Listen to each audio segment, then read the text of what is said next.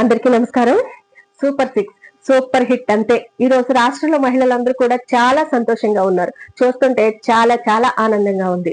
మహిళా సాధికారత, మహిళా స్వావలంబనను దృష్టిలో పెట్టుకుని మన చంద్రబాబు నాయుడు గారు ఈ సూపర్ 6 పథకాలను అమలు చేస్తూ ఈ రోజు రాష్ట్రంలో మహిళా అభ్యున్నతికి పెద్దపీట వేస్తున్నారు.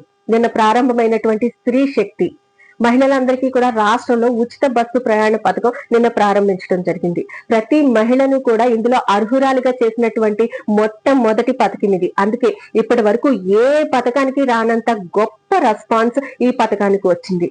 చిన్న పెద్ద పేద ధనిక కుల మతం ఏవి నిబంధనలు నియమాలు ఈ పథకానికి లేవు. ప్రతి మహిళ కూడా దీనికి అర్హురాలే. రాష్ట్రంలో ఎక్కడి నుంచి ఎక్కడికైనా సరే ఒక్క ఐడెంటిటీ కార్డు చూపించి, Aadhaar card, voter card, ration card ఏదో ఒకటి ఒక్క ఐడెంటిటీ కార్డు చూపించి రాష్ట్రంలో ఎక్కడి నుంచి ఎక్కడికైనా ప్రతి మహిళ ఉచితంగా ప్రయాణం చేయొచ్చు.